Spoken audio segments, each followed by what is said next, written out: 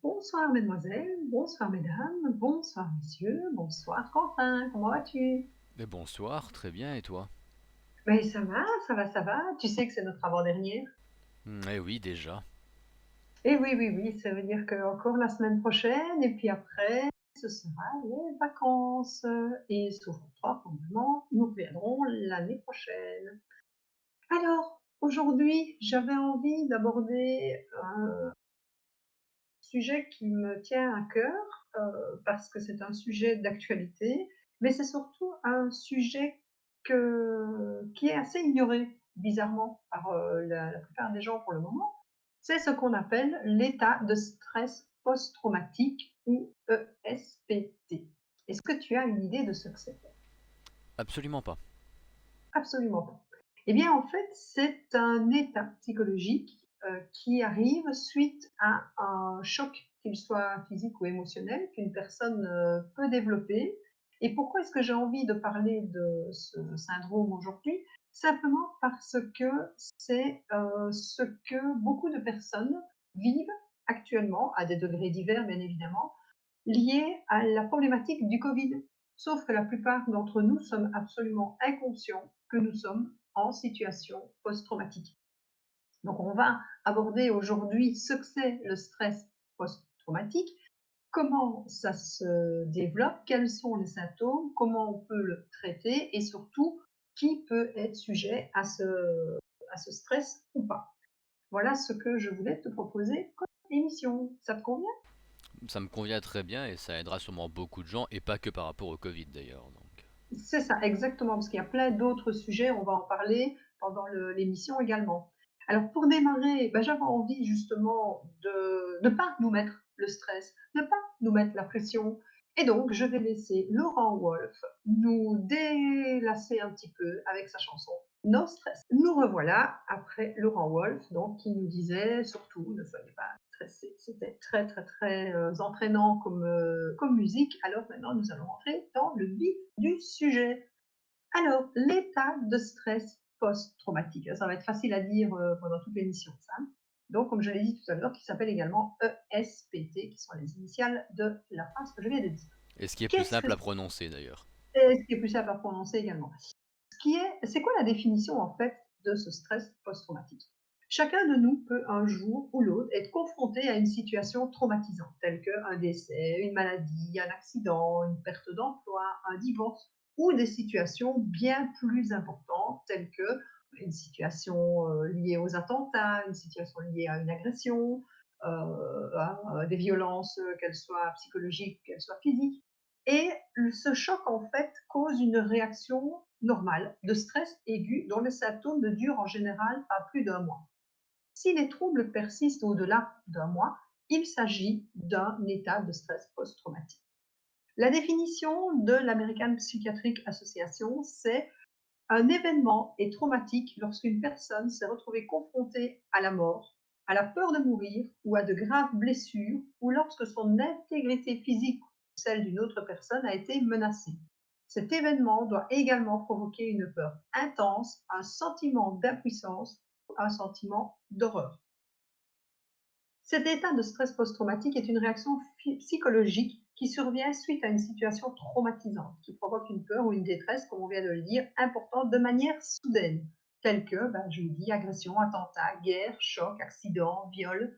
Il s'ensuit des troubles anxieux sévères, dits de stress post-traumatique, déclenchés chaque fois que la personne entrera en contact avec des éléments présents lors du traumatisme initial. Situation qui peut rappeler la scène choquante, des types de personnes qui sont en lien et en relation avec l'événement, voire l'environnement qui est répétitif, et ou le fait d'être confronté peut-être parfois à des gens qui parlent régulièrement de ce qui s'est passé. On ne commence toutefois réellement à parler d'un stress post-traumatique que lorsque la personne continue à être traumatisée, je l'ai dit, plus d'un mois après l'événement de base. Les personnes les plus fragiles, telles que les enfants ou les personnes âgées, sont les plus vulnérables. Les personnes qui peuvent à ce moment-là déclencher ce syndrome, si elles ne sont pas soignées rapidement, peuvent amener à des complications telles que notamment la dépression. Qu'est-ce que tu en penses? Est-ce que tu penses que ça peut être lié en effet à ce que nous vivons pour l'instant. Je vais y arriver.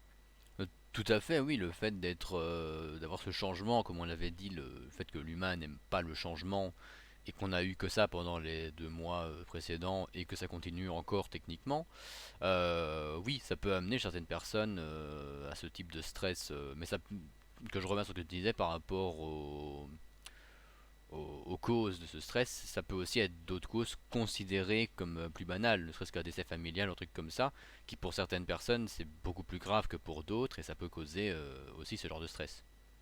Mais tout à fait, avec ce qu'on vient de voir avec le Covid, et on en parlera un peu plus tard, des personnes qui ont eu dans leur famille des membres de leur famille qui sont rentrés à l'hôpital pour une petite toux et qui, 3 jours après, sont décédés. Et en plus, il y avait la situation où on ne pouvait pas être présent, on n'avait pas le contact avec la personne et on n'a pas pu faire des obsèques dites traditionnelles pour cette personne. Mais clairement, c'est un projet, c'est une situation traumatisante pour la personne et pour l'entourage. Alors, les causes et les facteurs de risque de ce stress post-traumatique. Le stress est déclenché par un événement traumatisant, on l'a dit, subi ou non par la personne. Elle peut aussi être témoin de cette situation, telle que un accident grave, une catastrophe naturelle, un attentat, je l'ai dit, une agression, une mort violente. Il s'agit de situations dans lesquelles l'intégrité physique ou psychologique de l'individu est menacée. L'apparition de ce stress est également, de ce syndrome, pardon, est également influencée par l'état de santé physique et mentale de la victime avant l'accident. Bien sûr, quelqu'un qui est déjà dans une situation de détresse ou dans une situation de peur ou dans une situation de difficulté psychologique aura d'autant plus de chances de développer ce syndrome. En fait, il y a 3 catégories d'événements traumatiques. Les catastrophes naturelles, telles que les inondations, les feux de forêt, les tremblements de terre, les ouragans, les raz-de-marée, les pandémies, tiens donc, les accidents causés par l'erreur humaine ou technique, les accidents de travail, de circulation, les accidents de train, les accidents d'avion, les incendies, les explosions, et puis tous les actes de violence interpersonnelle, les viols, les abus, les agressions, les attentats, les guerres, les braquages, les captivités, les tortures, les prises d'otages. Ce sont ceux où il y a le plus de risque d'état de stress post-traumatique, surtout lorsqu'elles concernent un enfant ou une personne plus âgée.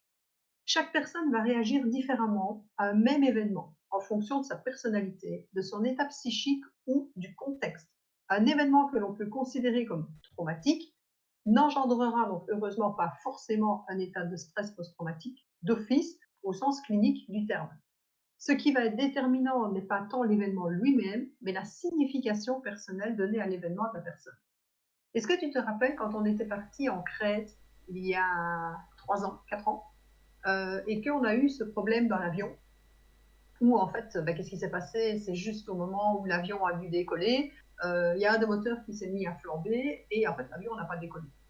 Le pilote a freiné très fort et l'avion s'est mis un peu en travers de la piste, mais il n'y a pas eu de décès, il n'y a pas eu de scène de panique, sauf que quand on écoutait les gens et quand on a entendu et vu des articles où on interviewait des gens, on avait un peu l'impression de ne pas avoir été dans le même avion. Je ne sais pas si tu te rappelles, tellement les discours étaient totalement différents entre ceux qui avaient juste eu un peu peur et ceux où limite il y avait eu une grosse crise de panique dans l'avion. Et ça, c'est dû C'est à quoi? exactement ça, oui. Et ça. Et c'est dû à quoi? En fait, c'est dû aussi au passé de la personne. Si évidemment dans l'avion il y avait quelqu'un qui avait déjà eu un crash en avion ou qui avait déjà eu quelqu'un décédé dans un crash en avion, bien évidemment la personne va vivre la situation beaucoup plus difficilement que quelqu'un comme toi et moi qui, en plus nous on était juste à côté du moteur, donc on a bien vu que le moteur flambait, donc on savait pourquoi l'avion s'est arrêté. Que les personnes qui étaient de l'autre côté évidemment se posaient un peu plus la question. Tout à fait. Tu as d'autres idées comme ça ou d'autres remarques qui te viennent à l'esprit par rapport à des stress post-traumatiques ou à des situations traumatisantes que toi Alors tu connais? que je connais personnellement, non, mais Mhm. ça peut tout aussi, on parlait de décès, un truc comme ça peut malheureusement aussi venir par rapport à un suicide, que ce soit un proche ou même un ami de longue connaissance avec qui on a eu, je prends un exemple basique, une personne avec qui on s'entendait bien mais qu'on n'a pas vu pendant longtemps, et d'un coup on apprend que cette personne a mis fin à ses jours, on peut avoir un stress post-traumatique qui pourrait être lié avec du regret, enfin pas vraiment du regret, mais enfin, tu vois ce que je veux dire, mais Parce qu'en fait, tu interviens sur une notion dont on parlera un peu plus tard, qui est la culpabilité. c'est ça, voilà, la Aussi, culpabilité, voilà, c'était le mot que je cherchais. c'est ça, de se dire j'aurais dû, j'aurais pu, si j'avais su, voilà, il y a tout ça qui revient, on va expliquer juste après dans la partie des symptômes qui arrivent par après. Alors, on l'a dit, il y a deux types de, au niveau de la typologie, il y a deux types de traumas, en fait, qui sont considérés au niveau psychologique. C'est ce qu'on appelle le trauma de type 1, qui est lié à un événement unique et inattendu, posant une menace vitale aiguë ponctuelle, tel que un accident de circulation, un accident de travail, un désastre naturel, une tempête, ou qui sont liés par l'homme, qui sont causés par l'homme, pardon, violence physique, crime, agression sexuelle. Et puis les traumas de type 2, où l'événement est prolongé ou répété et que l'on ne sait absolument pas du tout prévenir son évolution. Au niveau des accidents, on a les désastres naturels perdurants, tels que les inondations, les accidents nucléaires ou les pandémies. Et alors les causes, les accidents qui sont causés par l'homme, tels que les maltraitances d'enfants ou conjugales, les prises d'otages, l'emprisonnement, le harcèlement. Ça, ce sont les deux types de traumas qui existent. Il faut savoir que le stress post-traumatique s'identifie relativement facilement et se traite. Et donc c'est là que c'est important aussi parce qu'on va détailler après comment on peut aider les personnes qui sont face à cette situation. Et là, je vais maintenant laisser la parole à Cher qui va nous expliquer justement que parfois quand on a l'impression d'être au fond du trou, qu'on a l'impression qu'on n'a plus du tout la force de remonter, il reste toujours une petite part de nous avec cette petite force qui nous permet de donner le coup de talon pour remonter et pour pouvoir revenir à la surface avec You haven't seen the last. Alors, quel est le lien entre ce syndrome de stress post-traumatique et le Covid? Je rappelle que le SPT, c'est un événement qui se distingue donc nettement des stresseurs traditionnels et de l'expérience humaine habituelle. Il s'agit d'un événement brutal, soudain, qui était imprévisible. Cet événement nous arrive à nous-mêmes ou bien nous en sommes témoins. Il menace notre intégrité physique ou notre vie. Qu'est-ce qu'on peut avoir comme type de victime par rapport à l'ESPT? C'est soit des victimes directes, donc qui sont toutes les personnes exposées à un événement traumatique, qui risquent de développer évidemment le SPT. Ce sont des victimes indirectes, qui sont les proches d'une victime qui a elle-même connu un trauma. Elles ont moins de risques de pouvoir développer le syndrome qu'évidemment les personnes qui sont en ligne directe. Et puis on a les victimes secondaires. Ce sont notamment des personnes qui ont pris en charge les victimes, telles que les sauveteurs, les urgentistes, des témoins qui sont intervenus dans la situation. Et là, elles ont un risque, elles, de trauma ou de burn-out, épuisement ou usure par compassion, ce qu'on disait notamment tout à l'heure. Si on revient maintenant à la situation qu'on vient de vivre avec le Covid, quand on voit les malades, les personnes âgées qui étaient en résidence, les enfants, pour certaines personnes, la lutte contre le Covid-19, elle dépasse tout simplement l'ennui du confinement ou la difficulté d'être mis au retrait avec d'autres personnes. Ça peut être un véritable combat contre la mort. C'est un peu comme les soldats qui reviennent du front, ces personnes pourraient vivre un stress post-traumatique. Autre population à risque, le personnel soignant. On en a parlé assez. Ils se sont retrouvés en première ligne ces dernières semaines face au coronavirus dans différents établissements. On a une étude qui dit qu'un interne sur trois, donc interne, ce sont les jeunes médecins qui sont en stage, donc qui présentent des symptômes de stress post-traumatique depuis la crise du coronavirus. Pourquoi? Parce que cette épidémie a été très anxiogène, pardon. C'est l'arrivée d'un virus inconnu, la réalisation de nouvelles prises en charge de patients dans des états graves, une surcharge de travail, un manque d'encadrement, des tests de dépistage et du matériel de protection qui ont accru le stress de ces professionnels, sans oublier tous les ordres et les contre-ordres qu'on a reçus de la part des médias et du gouvernement.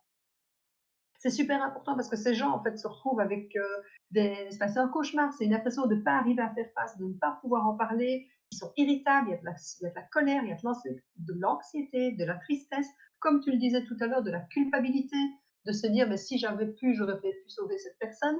Donc ça veut dire que ces syndromes sont très présents. C'est vraiment l'impact de l'épidémie sur la santé mentale du personnel soignant et de tout le personnel qui a été lié de près ou de loin au Covid. Alors, combien d'autres personnes sont encore impactées? Il y a des gens pour qui le Covid a vraiment été une confrontation avec la mort, que ce soit la leur ou celle de leurs proches, dans la mesure où vous êtes confronté à ça de manière brutale. On l'a dit tout à l'heure, des gens qui sont rentrés à l'hôpital simplement pour un dépistage, qui n'en sont pas ressortis. Ça peut être également le cas de tous ceux qui ont travaillé dans un environnement qui était entouré de malades, tels que le personnel de nettoyage, tels que toutes les personnes au niveau de l'administration, tout le mode de fonctionnement, on va dire, interne d'un hôpital, sont aussi des groupes à risque. Et que dire des retombées pour les entrepreneurs, les dirigeants d'entreprise, les artisans, les salariés, qui ont vu leur commerce ou leur activité professionnelle réduite à néant, mise en pause ou réduite au strict minimum pendant cette période. Comment toutes ces personnes vont-elles réagir à froid quand les conséquences financières, médicales ou psychologiques vont émerger et quand ces personnes vont se retrouver face à des difficultés qu'ils n'avaient pas du tout pu anticiper, bien évidemment. Le stress post-traumatique est un stress qui s'inscrit dans la durée, on l'a dit. Or, ce que nous vivons tous et toutes pour l'instant dure depuis plusieurs semaines. Et ça dure, on ne sait pas comment ça va s'arranger, on commence à voir un peu le bout du tunnel maintenant, mais c'est vrai qu'il va falloir commencer à prendre conscience que pour certaines personnes, cette situation Covid a réellement été traumatisante. Alors, comment peut-on découvrir les symptômes maintenant? C'est quoi les symptômes de l'état de stress post-traumatique? Ils se manifestent par des pensées, des rêves, des flashbacks intrusifs qui donnent l'impression de revivre encore et encore l'événement qui a causé le stress et qui cause un sentiment d'anxiété. Le stress post-traumatique est également caractérisé par des comportements d'évitement, tendance à fuir les lieux et les situations qui feraient ressurgir des souvenirs douloureux. Une attitude anormalement distante, l'incapacité à ressentir des émotions et ou du désir pour n'importe quelle situation de la vie courante. Des difficultés de concentration, des troubles du sommeil, de l'hypervigilance, un état d'alerte permanent évidemment qui permet de contrer le stress que l'on a vécu, et de l'irritabilité font également partie des symptômes qui peuvent être observés. Selon les personnes, ces signes peuvent avoir ou non un ressentiment sur la vie professionnelle et leurs relations sociales, un retentissement, pardon, pas un ressentiment, et les relations sociales, notamment avec la famille. Ils peuvent également évoluer vers une dépression, une anxiété généralisée, des conduites addictives ou encore un trouble dissociatif post-traumatique. Voilà tout ce que le stress post-traumatique peut montrer comme symptômes. Ce qui est important dans le cas de ce stress, en fait, de ce syndrome, c'est surtout de ne pas être seul, c'est de pouvoir en parler, c'est de pouvoir tenir, enfin, savoir que l'on a le soutien des personnes autour de soi et surtout, surtout pouvoir l'exprimer. Et là, j'avais envie de passer la chanson de Josh Groban qui est You Raise Me Up, qui est également une chanson, quand on écoute les paroles, où on vous dit tu me relèves, tu m'aides à me tenir debout et c'est grâce à toi, j'arrive encore à arriver au sommet et à relever la tête. Donc c'est parti pour Josh Groban. Alors, quelles sont les particularités maintenant de cet état de stress post-traumatique? Il y a différents éléments à prendre en compte, tels que la durée de latence. La durée de latence, c'est quoi?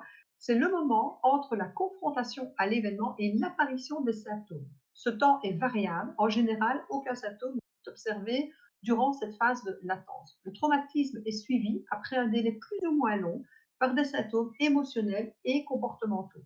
En général, ils arrivent entre un mois. Pardon. On parle de début différé si les symptômes surviennent à plus de 6 mois après l'événement. Mais comme on l'a dit, en général, c'est après un mois. Syndrome de répétition. Le syndrome de répétition, ça apparaît dans un second temps. Le patient revit à intervalles plus ou moins réguliers la scène traumatisante, via le plus souvent des cauchemars, avec le sommeil qui est entrecoupé par des scènes de terreur. Très souvent, il y a des flashbacks. La personne, en fait, revit la scène et parfois même la déforme. Ces cauchemars sont hyper émotionnellement chargés. Il n'est pas rare que la personne se mette à crier, en proie à une crise d'angoisse aiguë et qu'elle ait aussi des sursauts qui sont très caractéristiques de ce stress, de ce syndrome, pardon, et qui trahissent le fait que la personne elle est sur le qui-vive, en alerte en permanence, même pendant la nuit. Les symptômes anxieux non spécifiques, ça veut dire que en plus de tous les symptômes que nous avons vus, il peut y avoir la résurgence de phobies, d'obsessions, de troubles hypochondriaques, d'attaques de panique, compliquent souvent le tableau, et ça peut être des éléments qui peuvent arriver à n'importe quel moment. Le retentissement, qu'est-ce que c'est? C'est l'ensemble des symptômes qui entraînent une souffrance significative de la personne et ou une altération de son fonctionnement social, professionnel ou dans d'autres domaines importants. Ainsi, le fonctionnement entier du patient peut être tourné vers le traumatisme et son souvenir. Les sujets vont avoir tendance à éviter les pensées et les conversations qui leur rappellent le traumatisme, mais également les lieux, les situations ou les personnes susceptibles de leur rappeler la situation d'origine. Leur intérêt et leur mode relationnel se réduisent peu à peu. C'était l'exemple que je te disais tout à l'heure par rapport à l'avion. Des personnes qui ont vécu un stress post-traumatique par rapport à un accident d'avion vont peut-être avoir ne plus du tout envie d'aller dans un aéroport, ne vont plus du tout pouvoir regarder un avion même en peinture, et où vont vraiment éviter toutes les discussions où les gens parlent de vacances, de parties en avion et autres. Et l'évolution, il faut savoir que l'évolution, elle est assez lente, elle est assez traînante. Le pronostic est influencé par la personnalité du sujet, on l'a dit, ses antécédents, la qualité de son entourage socio-professionnel et sa situation familiale. Pour 40 ou 50%, 40 à 50% des personnes souffrant de stress post-traumatique, l'évolution est favorable en un an. Pour les autres, le trouble devient chronique et là, il faut réellement passer par un traitement médical. Quelles sont les complications? Si ce stress n'est pas traité, n'est pas pris en compte, on peut virer vers un syndrome dépressif, tristesse de l'humeur, ralentissement psychomoteur, perte d'insomnie, perte d'intérêt, pardon, insomnie, perte d'appétit. Il peut y avoir également l'apparition de troubles anxiogènes tels que des phobies, des troubles de panique, des difficultés relationnelles diverses, incompréhension de l'entourage, rejet, isolation. Les personnes peuvent avoir des conduites addictives envers l'alcool ou d'autres substances. Elles peuvent également avoir au final des tendances suicidaires parce que la situation devient réellement trop compliquée. Et c'est là que c'est important de se dire à un moment donné qu'il faut aussi pouvoir faire un peu une situation de bilan. Il faut se poser par rapport à tout ce qu'on vient de vivre avec le Covid. Je pense que ça a changé énormément de choses dans notre vie, dans notre manière de voir les choses. Et je ne pouvais pas passer à côté, évidemment, de Florent Pagny dans cette émission. Et encore, je trouverai une manière de le mettre dans la prochaine émission dernière. Et là, j'adore cette chanson où en fait il nous dit revenons sur Terre. C'est vraiment sur revenons aux valeurs essentielles, revenons aux choses qui ont de l'importance pour nous. Et c'est super important de pouvoir se dire il vaut mieux avoir en effet son petit lopin de terre avec 3 poules et 2 lapins que d'avoir une super grosse bagnole dans le garage. Donc, Florent Pagny, revenons sur Terre. Donc oui, je paraphrase, Florent, il vaut mieux avoir 2 chevaux que 150 chevaux sur le capot. Alors, comment maintenant est-ce qu'on peut éviter l'état de stress post-traumatique? Comment peut-on faire pour aider les personnes à ne pas déclencher ce stress? L'évolution de ces troubles, en fait, vers un état chronique peut être évitée grâce à des mesures adaptées pour chaque individu et à son ressenti. Décider de discuter de l'événement avec des proches, un médecin, ou au contraire préférer de ne pas en parler. Chacun va se sentir au mieux dans cette situation. Se recentrer sur soi, pardon, prendre du temps, pratiquer des exercices de relaxation, éviter l'alcool et les médicaments en dehors d'un traitement prescrit par un médecin permettent également de prévenir la persistance des symptômes. Le soutien des proches est vraiment quelque chose de primordial. Il est conseillé à la personne de consulter un médecin, mais sans la forcer, d'assurer sa sécurité et surtout, surtout, surtout, de rester à l'écoute sans juger. Toute l'empathie, pardon, prend ici tout son sens parce qu'on ne peut pas évidemment se mettre à la place de la personne, on ne peut pas comprendre ce qu'elle a vécu, on peut juste essayer de l'accompagner. Ici, moi, j'ai des personnes qui ont en effet vécu des décès, qui ont vécu des difficultés par rapport au Covid. Bien sûr que je n'ai pas vécu la même chose, bien sûr que je ne suis pas à leur place, je peux juste être là pour les accompagner et pour en tout cas les écouter, juste leur laisser la possibilité de pouvoir le déposer et venir en parler. D'ailleurs que tu dis ça, le fait d'avoir vécu la même situation ne permet pas forcément de comprendre la personne non plus. Tout à fait, parce on va la vivre différemment, avec Exactement. notre ressenti et avec notre vécu surtout. Et on va risquer peut-être parfois de se dire, non, on n'a pas vécu la même chose, alors qu'en fait, si, mais on l'a perçu différemment, on l'a ressenti différemment. Le traitement de l'état de stress post-traumatique, la prise en charge de cet état doit être mise en place rapidement, dès que les premiers symptômes deviennent anormalement persistants. Pour prévenir un ESPT après un trauma, des interventions de troubles de comportement en technique brève ont démontré leur efficacité en 2 à 5 semaines après le traumatisme en traitement individuel. Donc c'est vraiment important d'avoir des bons praticiens à ce moment-là qui vont intervenir. Le médecin peut proposer un traitement médicamenteux basé sur des antidépresseurs, des tranquillisants ou des somnifères régulant l'humeur, l'anxiété et le sommeil de la personne. Il est important aussi de savoir que la psychothérapie ou les thérapies annexes, comme je l'ai dit, donc thérapie comportementale et cognitive, sont également associées à des séances de relaxation, de la méditation ou pardon, de la sophrologie. Tout ce qui peut permettre à la personne à un moment donné de se poser, de pouvoir respirer, de pouvoir se sentir dans un cadre vraiment rassurant pour qu'elle puisse enfin libérer émotionnellement toutes ces techniques. Le MDR, qui est une technique de libération émotionnelle, tout comme l'EFT, sont deux techniques qui fonctionnent particulièrement bien pour les personnes en situation de stress post-traumatique. Voilà ce que j'avais envie de vous livrer aujourd'hui, de vous expliquer. Alors soyez attentifs envers vous-même, peut-être envers les gens autour de vous, parce que je me rends compte, moi, de par mon métier, que de plus en plus de personnes vivent ce sentiment et ce syndrome de stress post-traumatique sans s'en rendre compte. Et si on attend trop longtemps, évidemment, ben, plus on attend longtemps, plus les dégâts seront difficiles à réparer. Voilà, Quentin, qu'est-ce que tu aurais à ajouter par rapport à cette émission?